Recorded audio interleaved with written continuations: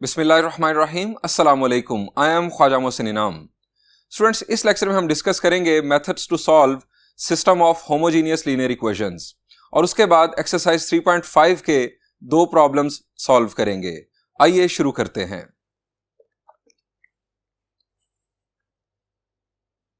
Students, हमने system of non homogeneous linear equations को solve करने के तीन मेथड्स डिस्कस किए। Number 1 using matrices, number 2 using Cramer's rule, and number 3 using echelon and reduced echelon form. Students, homogeneous system of linear equations को solve करने के लिए इन तीन methods को हम one by one discuss करेंगे और देखेंगे कि इनकी limitations क्या हैं। Number 1 using matrices. Students, recall करें कि ये मैट्रिसेस मेथड क्या है। शाबाश। अगर आपको याद हो तो हम इस मेथड में मैट्रिक्स इक्वेशन बनाते हैं ax is equal to b। अब ये ax और b क्या है ये भी रिकॉल कर लेते हैं। मैट्रिक्स a हम कहते हैं मैट्रिक्स ऑफ कोएफिशिएंट्स को। यहां पर अगर हम मैट्रिक्स ऑफ कोएफिशिएंट बनाएं, एग्जांपल के तौर पर अगर आप इस प्रॉब्लम को लें तो फर्स्ट रो होगी इस मैट्रिक्स की 1 -2 -1, सेकेंड रो होगी 1 1 5 और थर्ड रो होगी 2 -1 और 4। ये होगा हमारा मैट्रिक्स ऑफ कोएफिशिएंट्स।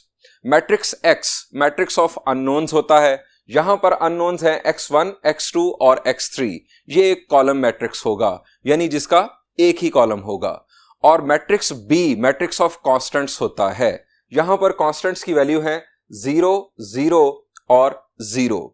अगर हम यहां पर इस मैट्रिक्स इक्वेशन को लिखेंगे तो मैट्रिक्स बी की जगह पर हम लिख देते हैं matrix O for null matrix. हम लिखेंगे system can be converted into matrix equation. अब ये मैट्रिक्स इक्वेशन क्या होगी?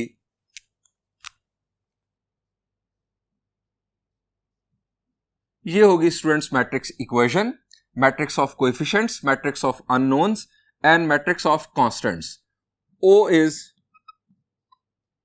नल मैट्रिक्स। अब इस मैट्रिक्स के अंदर है हमारे अननोन्स। हमें अननोन्स की वैल्यू चाहिए, मैट्रिक्स x की वैल्यू चाहिए। कैसे आएगी? शाबाश, हमने लास्ट लेक्चर में डिस्कस किया। जी, आपको याद है हम A इनवर्स फाइंड आउट करेंगे। A इनवर्स प्री मल्टीप्लाई होगा लेफ्ट साइड पर भी और राइट साइड पर भी। A इनवर्स जब प्री मल्टीप्लाई होगा लेफ्ट साइड पर तो A inverse into A will be identity matrix. Identity matrix x के साथ मल्टीप्लाई होगा तो हमें लेफ्ट साइड पर मिल जाएगा सिर्फ और सिर्फ x, यानी लेफ्ट साइड पर आ जाएगा x और राइट साइड पर आ जाएगा A इनवर्स इंटू O। यानी हमें मैट्रिक्स x मालूम करने के लिए A इनवर्स की जरूरत है। अब A इनवर्स का फॉर्मूला शाबाश रिकॉल करें। शाबाश। A inverse is equal to 1 over A determinant into adjoint of A। अब A इनवर्स मालूम करने के लिए A डिटर्मिनेंट की जरूरत है और चूंकि A डिटर्मिनेंट डिनोमिनेटर में आ रहा है फॉर्मूला के अंदर, सो A डिटर्मिनेंट नॉन जीरो होना चाहिए, यानी A को नॉन सिंगुलर होना चाहिए। जब आप A इनवर्स फाइंड आउट कर लेंगे तो उसको आप नल मैट्रिक्स के साथ मल्टीप्लाई करेंगे।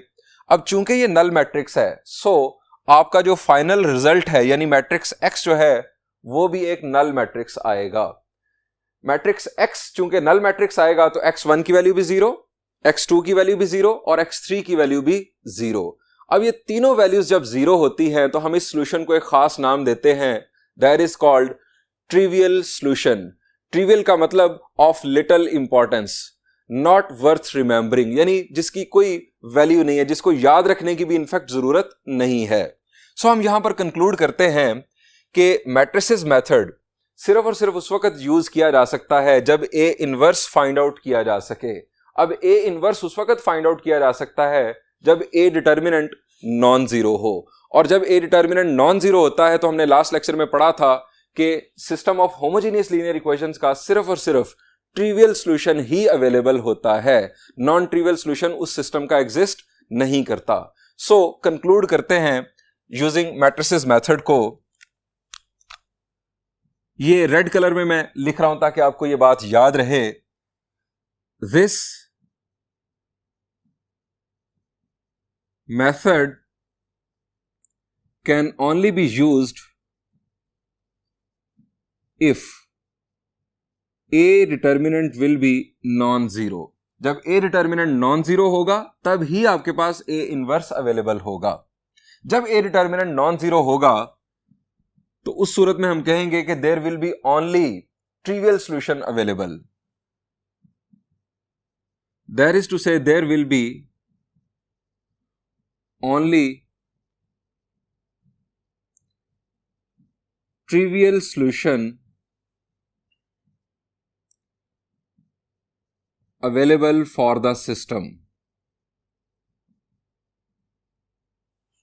जब भी ए डिटर्मिनेंट नॉन जीरो होगा homogeneous system of linear equations के लिए तो उस वक्त नॉन ट्रिवियल सॉल्यूशन एग्जिस्ट नहीं करता होगा। स्टूडेंट्स, ये आ गई इस मैट्रिसेस मेथड की लिमिटेशन, यानी इसे हर केस में यूज नहीं किया जा सकता। आपको पहले चेक करना पड़ेगा कि क्या ए डिटर्मिनेंट नॉन जीरो है। अगर ए डिटर्मिनेंट नॉन जीरो है तो आप इस मेथड को यूज करते हुए ट्रिवियल सॉल्यूशन सिर्फ और सिर्फ फाइंड आउट करने के काबिल होंगे। अब दूसरा मेथड डिस्कस करते हैं, that is Cramer's rule.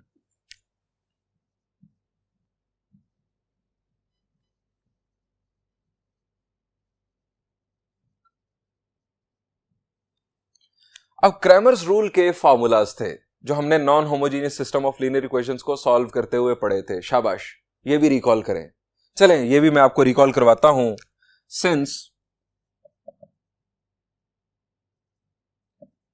x1 is equal to d1 over a determinant, x2 is equal to d2 over a determinant और x3 is equal to d3 over a determinant। ये है तीन फॉर्मूलास। अब a determinant तो आपको पता ही है, a यानी मैट्रिक्स ऑफ कोएफिशिएंट्स, उसका डिटर्मिनेंट।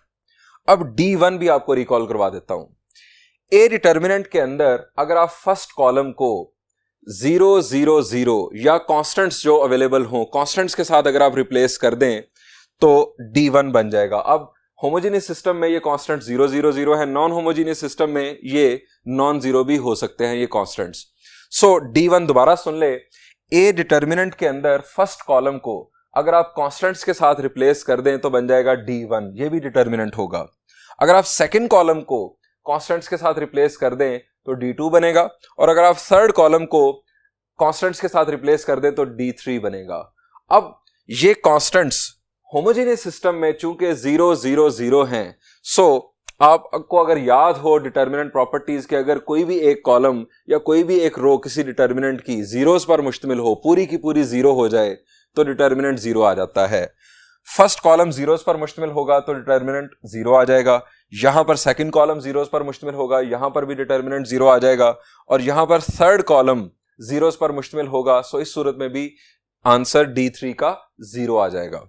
अब डिनोमिनेटर में अगर आप देखें तो हमारे पास तीनों सूरतों में ए डिटर्मिनेंट है। अब डिवीजन बाय जीरो आप जानते हैं नॉट अलाउड। ए डिटर्मिनेंट को नॉन जीरो होना चाहिए, तब ही आपके पास x1 x2 और x3 की वैल्यूज आएंगी। और चूंकि न्यूमरेटर में हमेशा जीरो ही आना है, zero divided by a non zero number will always be zero. So यहां पर भी x1 x2 और x3 की 0 0 और 0 वैल्यूज आ जाएंगी, जो कि है ट्रिवियल सॉल्यूशन। अगेन इस रूल के लिए भी, इस मेथड के लिए भी वही लिमिटेशन क्या है? This method can only be used if A determinant will be non zero. चूंकि ए डिटर्मिनेंट डिनोमिनेटर में आ रहा है, that is to say there will be only trivial solution available for the system. यानी Cramer's rule के लिए भी आप इसी लिमिटेशन को फॉलो करेंगे। स्टूडेंट्स, ये दो मेथड तो हो गए मेरे हिसाब से फेल, क्योंकि इनकी मदद से तो सिर्फ और सिर्फ हमारे पास आ रहा है ट्रिवियल सॉल्यूशन। अगर सिस्टम का नॉन ट्रिवियल सॉल्यूशन भी एग्जिस्ट करता हुआ तो ये दोनों मेथड्स फेल हो चुके हैं। ए डिटर्मिनेंट अगर हमारे पास जीरो हो गया तो ये दोनों मेथड हो जाएंगे फेल। उस सूरत में हम क्या करेंगे? तो स्टूडेंट्स, हमारा जो तीसरा मेथड है एशेलॉन फॉर्म या रिड्यूस्ड एशेलॉन फॉर्म, ये किसी भी सूरत में फेल नहीं होगा। अगर आपका सिर्फ और सिर्फ ट्रिवियल सॉल्यूशन है तो वो भी आपके सामने आ जाएगा, और अगर नॉन ट्रिवियल सॉल्यूशंस भी अवेलेबल हैं तो वो भी आपके सामने आ चुके होंगे। सो थर्ड मेथड डिस्कस करते हैं, that is using echelon and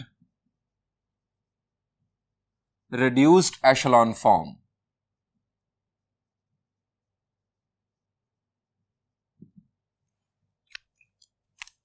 याद रखिएगा, ये जो मैंने लिमिटेशन लिखी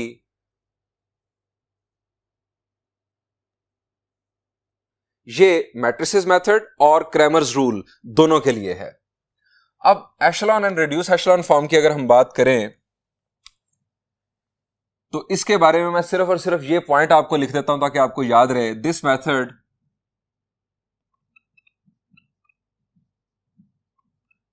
can be used in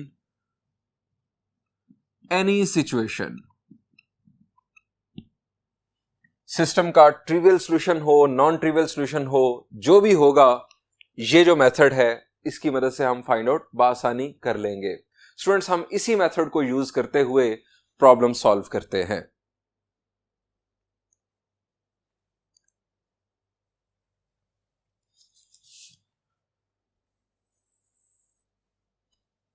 students, this is problem number 4। Statement is solve the following system of homogeneous linear equations. इस प्रॉब्लम के बुनियादी तौर पर 3 पार्ट्स हैं। मैं आपके लिए सॉल्व करने जा रहा हूं थर्ड पार्ट। अगर आपने इसे अच्छे अंदाज में समझ लिया तो आप फर्स्ट 2 पार्ट्स को बआसानी खुद सॉल्व कर लेंगे। स्टूडेंट्स, मेरा पहला सवाल आपसे यह है कि क्या यह वाकई system of homogeneous linear equations है? शाबाश, चेक करें। क्या फर्स्ट इक्वेशन लीनियर इक्वेशन है? यहां पर भी पावर 1, यहां पर भी पावर 1, यहां पर भी पावर 1, इसका मतलब है ये लीनियर इक्वेशन है, और कांस्टेंट है 0, सो ये होमोजेनियस लीनियर इक्वेशन है। इसी तरह सेकंड और थर्ड इक्वेशन भी होमोजेनियस लीनियर इक्वेशन है। इसका मतलब है कि अगर ये तीनों इक्वेशंस होमोजेनियस लीनियर इक्वेशंस हैं तो ये पूरा system of homogeneous linear equations कहलाएगा। अगर एक भी इक्वेशन नॉन होमोजेनियस हो तो हम सिस्टम को होमोजेनियस नहीं कह सकते। अभी हमने डिस्कस किया कि किसी भी होमोजेनियस लीनियर इक्वेशंस के सिस्टम को हम सॉल्व कर सकते हैं यूजिंग एशेलॉन फॉर्म और रिड्यूस्ड एशेलॉन फॉर्म। मैं इसे सॉल्व करने जा रहा हूं एशेलॉन फॉर्म की मदद से। हम इस सिस्टम को मैट्रिक्स इक्वेशन में कन्वर्ट करते हैं। Converting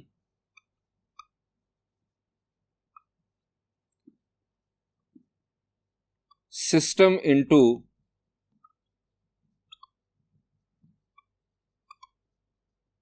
matrix equation. अब सबसे पहले हमारा आता है matrix of coefficients. Matrix of coefficients या इवन मैट्रिक्स इक्वेशन बनाने से पहले सबसे पहला चेक यह है कि आप ये देखें कि क्या तीनों इक्वेशंस में सीक्वेंस एक जैसा है। सबसे पहले x1 वाली टर्म्स, फिर x2 वाली टर्म्स, फिर x3 वाली टर्म्स इक्वल टू कांस्टेंट्स। अगर कोई अननोन मिस होगा तो हम उसके कोएफिशिएंट के तौर पर 0 को शामिल करेंगे, हम उसे भूलेंगे नहीं। अब यहां पर अगर आप फर्स्ट इक्वेशन को देखें तो कोएफिशिएंट्स हैं 1 -2 -1, 1 -2 -1, 1 1 5, 2 -1 4,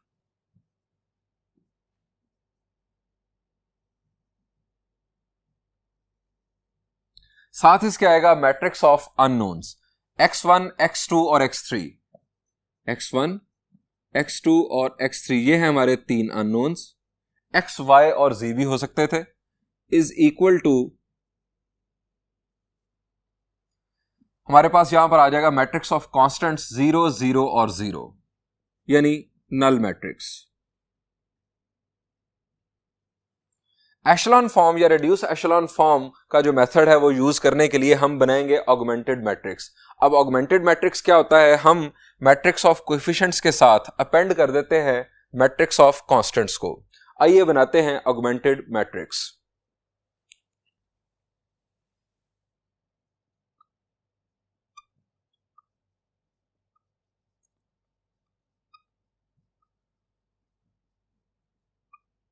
augmented matrix will be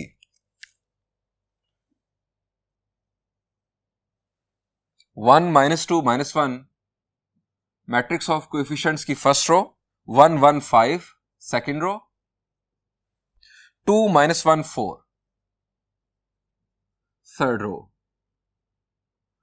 और कांस्टेंट्स की का कॉलम ये 0 0 0। स्टूडेंट्स, ये बन गया हमारे पास ऑगमेंटेड मैट्रिक्स। हमने इस ऑगमेंटेड मैट्रिक्स को एशेलॉन फॉर्म में कन्वर्ट करना है। एशेलॉन फॉर्म के में कन्वर्ट करने के लिए इनफैक्ट हम सबसे पहले फर्स्ट रो को देखेंगे कि फर्स्ट रो का लीडिंग एलिमेंट इस वक्त 1 है या नहीं, और यहां पर बोनस के तौर पर पहले ही 1 मौजूद है। अब हम इस 1 की मदद से यहां पर 0 बनाएंगे और यहां पर 0 बनाएंगे। अब यहां पर 0 बनाने के लिए शाबाश, रो ऑपरेशन क्या होगा? हम रो ऑपरेशंस बहुत दफा डिस्कस कर चुके हैं जी। इस 1 को यूज करते हुए हमने यहां पर 0 बनाना है। सो रो ऑपरेशन होगा R2 माइनस R1, 1 माइनस 1 हो जाएगा यहां पर 0। और यहां पर 0 बनाने के लिए क्या होगा कि हम रो 1 को 2 से मल्टीप्लाई करके रो 3 में से सब्ट्रैक्ट करेंगे। सो हम यहां पर ऑपरेशंस लिखते हैं बाय R2 माइनस R1 और R3 माइनस 2R1, और लेफ्ट साइड पर हम लिखेंगे रो इक्विवेलेंट।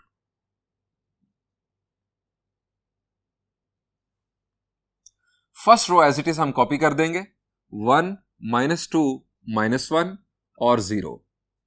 अब R2 minus R1, 1 minus 1 will be 0, 1 minus minus 2, minus minus हो जाएगा प्लस, यहां पर आ जाएगा 3, 5 माइनस माइनस 1 तो ये आ जाएगा 6, 0 माइनस 0 विल बी 0। अब R3 minus 2R1, 2 1s are 2, 2 minus 2 will be 0, 2 multiply किया माइनस 2 के साथ तो ये आ गया माइनस 4, माइनस 1 में से इसे सब्ट्रैक्ट करना है, माइनस 1 में से सब्ट्रैक्ट करना है तो ये माइनस माइनस हो जाएगा plus, 4 minus 1 will be 3, 2 into minus 1 will be minus 2, और 4 में से इसे सब्ट्रैक्ट करना है, माइनस माइनस हो जाएगा प्लस, 4 प्लस 2 विल बी 6, और यहां पर 2 0 0, 0 minus 0 will be 0।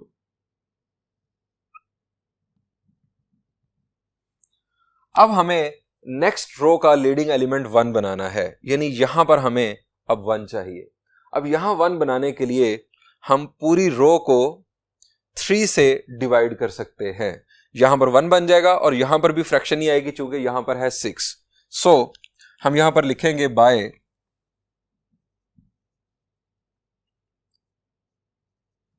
1/3 R2, row equivalent first row as it is 1 minus 2 minus 1 0, 0 divided by 3 will be 0, 3 divided by 3 will be 1, 6 divided by 3 will be 2, और 0 divided by 3 will be 0, 0 3 6 0।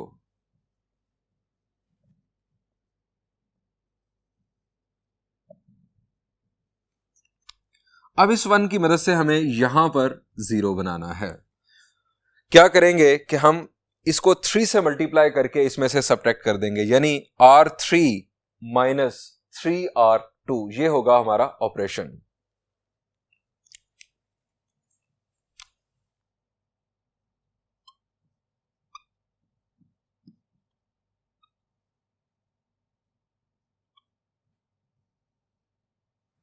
First row आप as it is copy कर देंगे, 1 minus 2 minus 1 और 0, 0 1 2 0।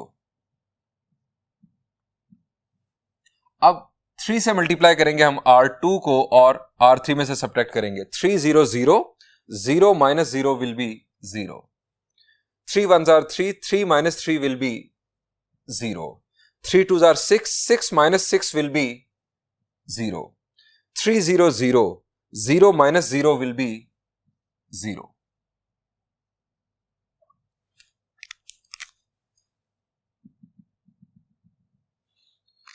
Students, क्या ये एशेलॉन form बन चुकी? The answer is yes. आप कंडीशंस कंफर्म करें। सबसे पहले, क्या हर रो का लीडिंग एलिमेंट 1 है? यहां पर भी, यहां पर भी, यहां पर अब लीडिंग एलिमेंट मौजूद ही नहीं है, कोई नॉन जीरो एलिमेंट मौजूद ही नहीं है, सो ये बात यहां पर अप्लाई नहीं होगी।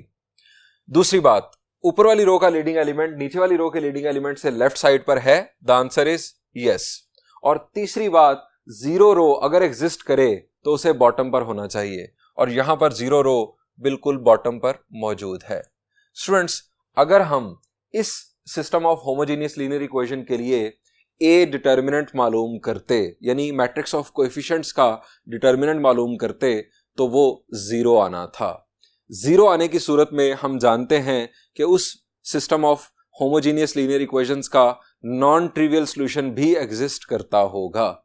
सो इस सिस्टम का अब आने जा रहा है नॉन ट्रिवियल सॉल्यूशन। अब नॉन ट्रिवियल सॉल्यूशन हम इस केस में किस तरह मालूम करेंगे? आप इस मैट्रिक्स को, इस ऑगमेंटेड मैट्रिक्स को दोबारा सिस्टम ऑफ इक्वेशंस में कन्वर्ट कर दें। आप जानते हैं कि ये जो फर्स्ट कॉलम है ये x1 के कोएफिशिएंट्स हैं, ये x2 के कोएफिशिएंट्स हैं, ये x3 के कोएफिशिएंट्स हैं, और ये हैं कांस्टेंट्स। हम यहां लिखेंगे converting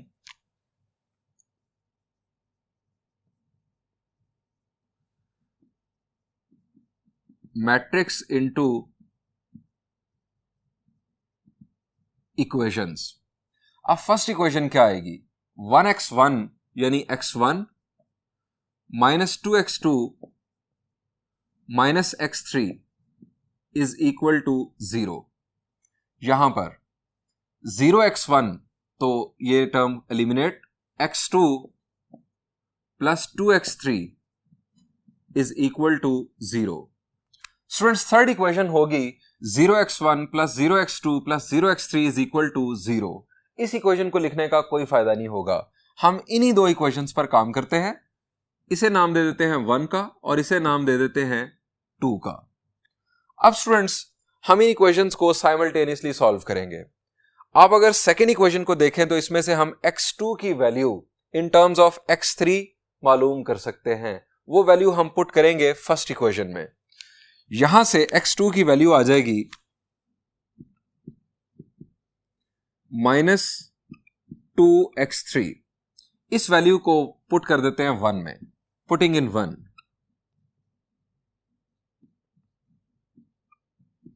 equation 1, x1 minus 2, x2 की value -2x3 minus x3 is equal to 0। अब माइनस माइनस प्लस हो जाएगा, 2 2 जार 4, x3 minus x3 it will be 3x3। दूसरी तरफ जाकर यह बन जाएगा -3x3। स्टूडेंट्स, एक वैल्यू हमारे पास आ गई ये x1 की value in terms of x3 और दूसरी वैल्यू आ गई x2 की इन टर्म्स ऑफ x3। अब x3 किधर है? स्टूडेंट्स, x3 आजाद है। x3 कोई भी वैल्यू ले सकता है सेट ऑफ रियल नंबर में से। आप x3 की कोई भी वैल्यू यहां पर पुट करें, यहां पर पुट करें, आपको x1 और x2 की वैल्यूज मिल जाएंगी। यानी x1 और x2 की वैल्यूज डिपेंड कर रही हैं इनफैक्ट x3 पर, और x3 set of real number से बिलोंग करता है। अगर हम x3 को t का नाम दे दें, t एक पैरामीटर है, अगर हम t का नाम दे दें और t के बारे में हम कह दें कि ये सेट ऑफ रियल नंबर से बिलोंग करता है, तो x1 और x2 की values in terms of t लिखी जा सकती हैं। हम कहते हैं लेट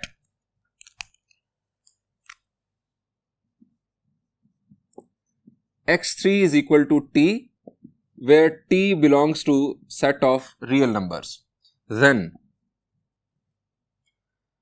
हमारे पास x2 बन जाएगा x2 is equal to -2t और x3 बन जाएगा, सॉरी x1 बन जाएगा -3t। स्टूडेंट्स, हमारे पास ये तीन वैल्यूज हासिल हुई x1, x2 और x3 की, और इनफैक्ट ये तीन वैल्यूज नहीं है स्टूडेंट्स, ये तीन values in fact non trivial solutions जो इनफाइनाइट है नंबर्स में उनको रिप्रेजेंट कर रही हैं। अब ये इनफाइनाइट कैसे हैं? आप t की वैल्यू अगर 0 कंसीडर करेंगे तो x3 0, x2 भी 0 हो जाएगा और x1 भी 0 हो जाएगा। ये आ जाएगा आपके पास ट्रिवियल सॉल्यूशन। अब अगर आप t की वैल्यू को 1 कंसीडर करें, यहां पर 1, यहां पर 1 करेंगे तो x2 की वैल्यू बन जाएगी -2 और x1 की वैल्यू बन जाएगी -3। ये आपके पास एक सोल्यूशन होगा। अगर आप t की वैल्यू को 2 कर दें, x3 की वैल्यू 2, यहां पर बन जाएगा -2 इंटू 2 विल बी -4 और यहां पर -3 इंटू 2 विल बी -6। ये आपके पास एक और सोल्यूशन होगा। और t की वैल्यूज आप सेट ऑफ रियल नंबर से बदलते चले जाएं, आपके पास हर दफा एक नया सोल्यूशन हासिल होगा। हमने डिस्कस किया था कि जो नॉन ट्रिवियल सॉल्यूशंस होते हैं homogeneous system of linear equations के, ये इनफाइनाइट इन नंबर्स होते हैं और यहां पर ये बात वाजे हो रही है। आप किसी भी सॉल्यूशन को सिस्टम के अंदर जाकर किसी भी इक्वेशन में पुट करेंगे तो वो इक्वेशन सेटिस्फाइड होगी। स्टूडेंट्स, इसी टाइप के एक और प्रॉब्लम को सॉल्व करते हैं।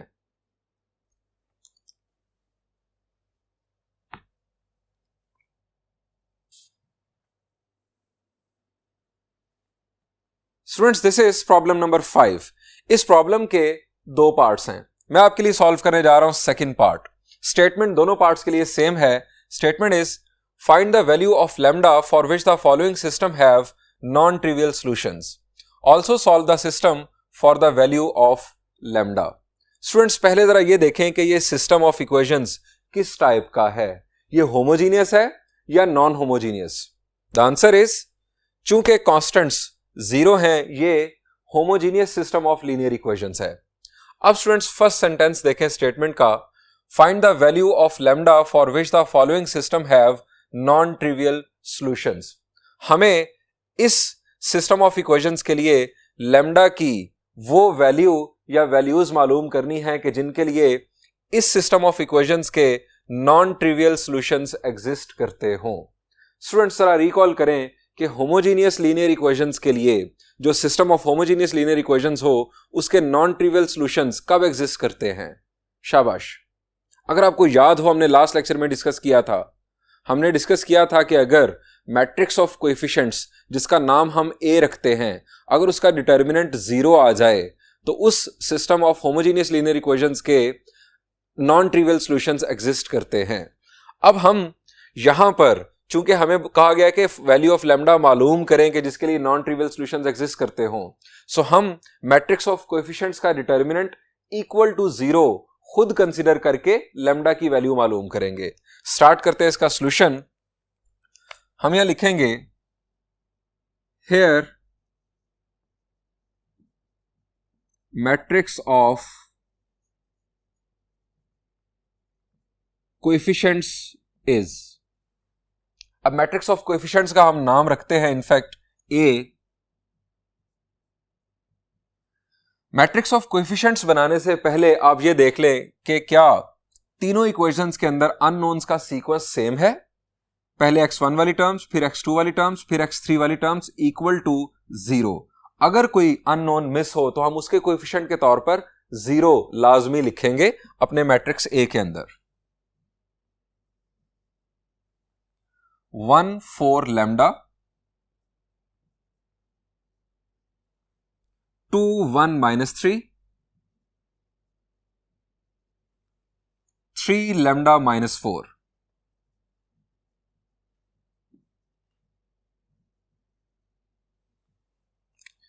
ये स्टूडेंट्स हमारे पास आ गया मैट्रिक्स ऑफ कोएफिशिएंट्स। अब हम लिखेंगे अपनी कंडीशन। हम लिखेंगे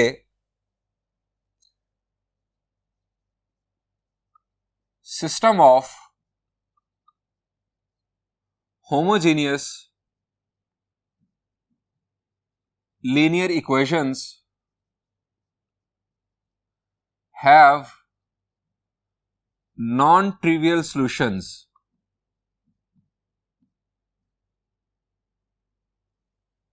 if A determinant is equal to 0। System of homogeneous linear equations का नॉन ट्रिवियल सॉल्यूशन सिर्फ और सिर्फ उस वक्त एग्जिस्ट करता है जब A का डिटर्मिनेंट 0 हो। अब हम A का डिटर्मिनेंट इक्वल टू 0 कंसीडर करते हैं। हम लेफ्ट साइड पर बना लेते हैं A का determinant 1 4 lambda, 2 1 -3, 3 lambda -4। Determinant equal to 0। अब इस डिटर्मिनेंट को हमने करना है इवैल्यूएट और हम सिंपल स्ट्रेटजी अडॉप्ट करेंगे। हम इसे फर्स्ट रो से एक्सपैंड कर देते हैं। एक्सपैंडिंग बाय फर्स्ट रो,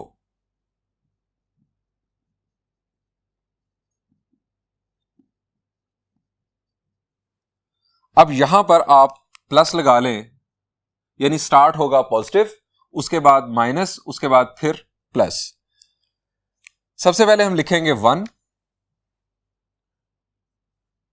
अब 1 की रो और 1 का कॉलम छोड़ देंगे और हमारा ये डिटर्मिनेंट बनेगा, that is 1 minus 3 lambda minus 4, उसके बाद माइनस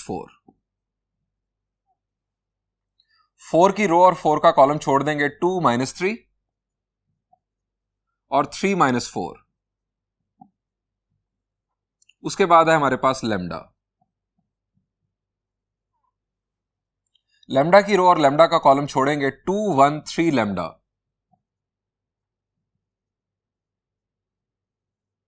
इक्वल टू 0। स्टूडेंट्स, अब हम ये डिटर्मिनेंट्स एवेल्युएट करते हैं।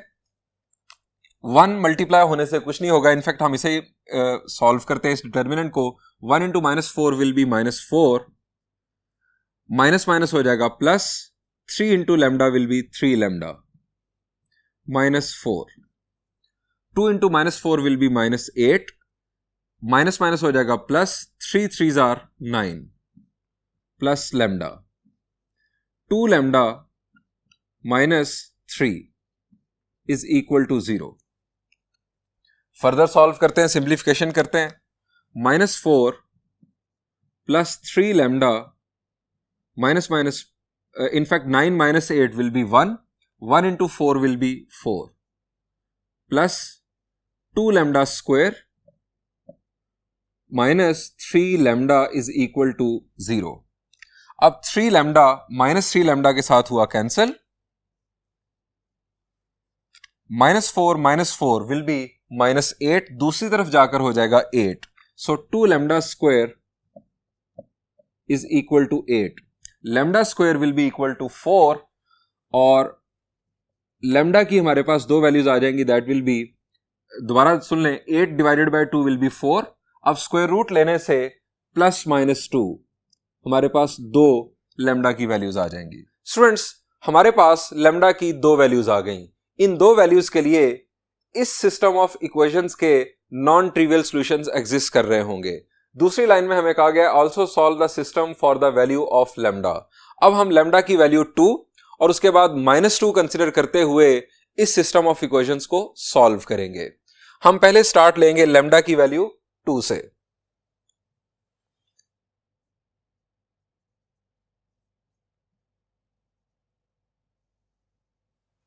For lambda is equal to 2 हम बना रहे हैं ऑगमेंटेड मैट्रिक्स।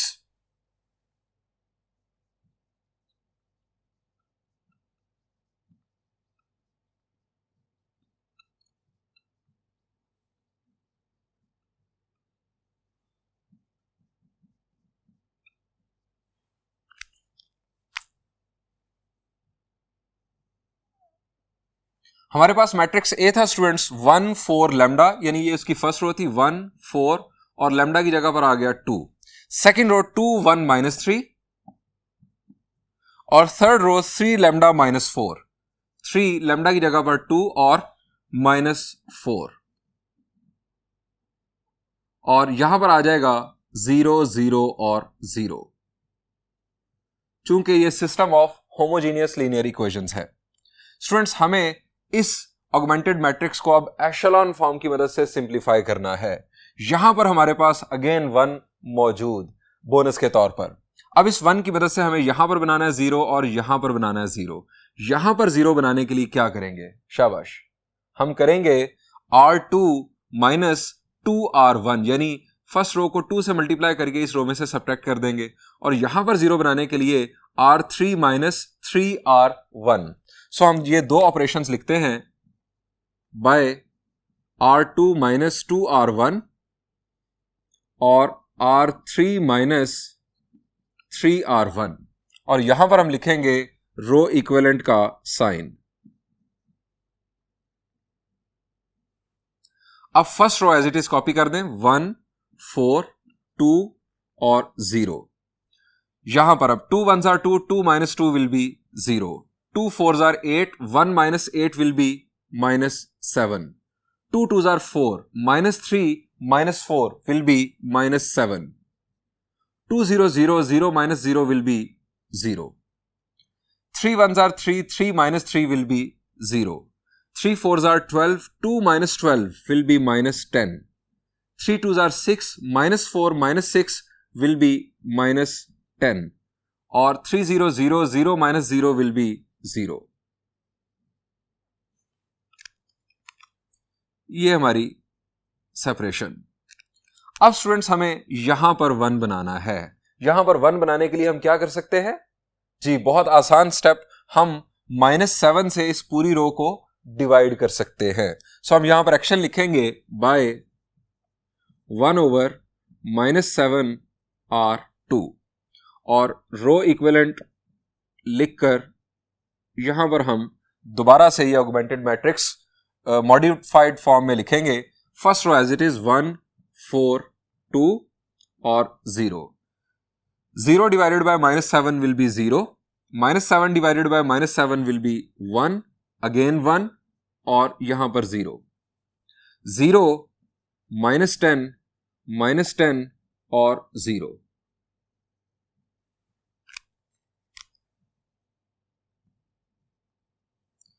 अब स्टूडेंट्स हमें इस 1 की मदद से यहां पर 0 बनाना है. क्या करेंगे? माइनस पहले मौजूद है तो हम 10 से मल्टीप्लाई करके अगर इसमें ऐड कर दें तो यहां पर बन जाएगा 0.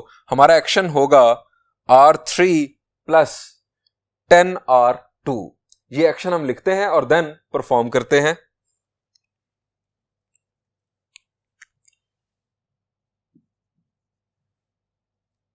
R3 plus 10R2 row equivalent. First row as it is 1 4 2 0. उसके बाद 0 1 1 0. अब सेकेंड रो को 10 से मल्टीप्लाई करके हमने थर्ड रो में ऐड करना है. 10 0 0, 0 plus 0 will be 0. 10 1s are 10, minus 10 plus 10 will be 0. 10 1s are 10, minus 10 plus 10 will be 0 again. और 10 0 0, 0 plus 0 will be 0.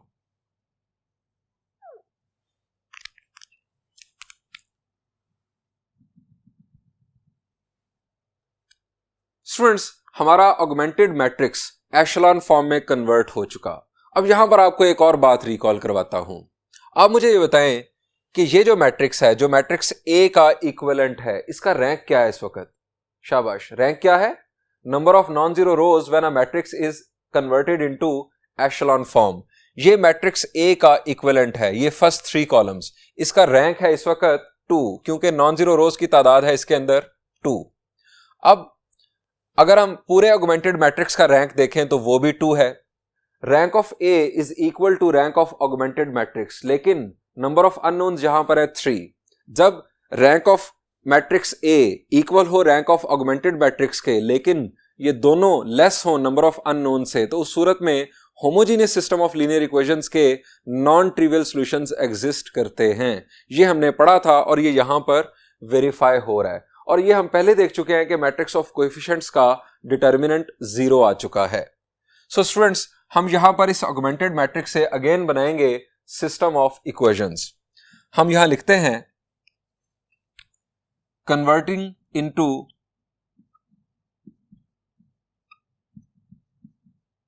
इक्वेशंस. आपको याद होना चाहिए कि ये फर्स्ट कॉलम जो है ये x1 के कोएफिशिएंट्स हैं, ये x2 के कोएफिशिएंट्स हैं और ये x3 के कोएफिशिएंट्स हैं. सो यहां पर हम लिखेंगे x1 plus 4x2 plus 2x3 is equal to 0. Second equation हमारे पास 0x1 plus x2 plus x3 is equal to 0. और third equation 0x1 plus 0x2 plus 0x3 is equal to 0. इसको लिखने का कोई फायदा नहीं. आप इन दो इक्वेशंस को नाम दे दें 1 और 2 का. अब स्टूडेंट्स हमें इन दो इक्वेशंस को साइमल्टेनियसली सॉल्व करना है. हम इस इक्वेशन में से x2 की वैल्यू फाइंड आउट कर सकते हैं इन टर्म्स ऑफ x3। हमें यहां पर वैल्यू मिलेगी x2 is equal to minus x3। ये वैल्यू हम पुट कर देते हैं इक्वेशन 1 में।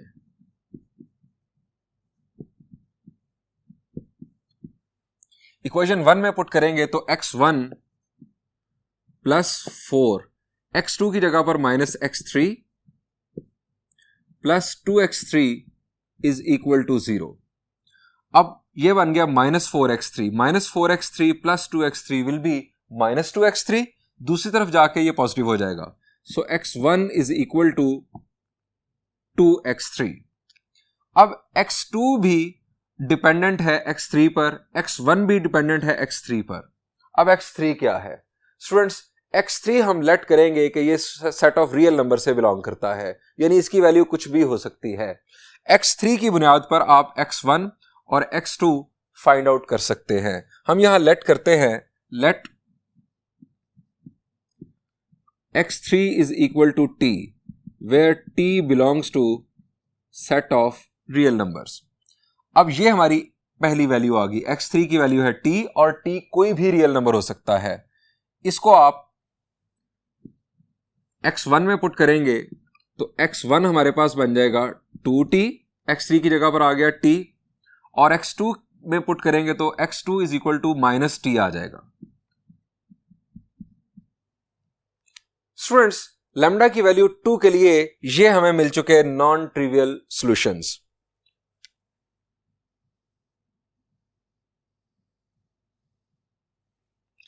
अब ये इनफाइनाइट कैसे हैं?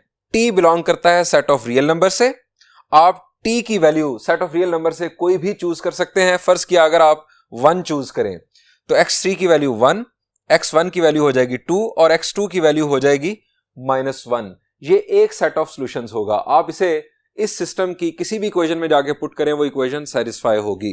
अगर आप t की वैल्यू चेंज करेंगे तो उसकी बेस पर एक नया सॉल्यूशन हासिल होगा। हर t की वैल्यू के लिए एक नया सॉल्यूशन। स्टूडेंट्स, हमने अभी सॉल्व किया है सिस्टम ऑफ इक्वेशंस को लैम्डा की वैल्यू 2 के लिए। लैम्डा की वैल्यू -2 आप इस ऑगमेंटेड मैट्रिक्स में यहां पर -2 और यहां पर -2 पुट करके दोबारा एशलॉन फॉर्म यूज करते हुए खुद सॉल्व कीजिएगा। इसके अलावा जो इस प्रॉब्लम का फर्स्ट पार्ट है वो भी आप बासानी खुद सॉल्व कर सकते हैं। वो इसकी निस्बत काफी सिंपल है। यहां पर इस लेक्चर का भी इख्तिताम हुआ और चैप्टर 3 का भी इख्तिताम हुआ। अब आप खुद प्रैक्टिस कीजिएगा। मैं आपको एक बात फिर याद करवा दूं कि self done is well done. Thank you and Allah Hafiz.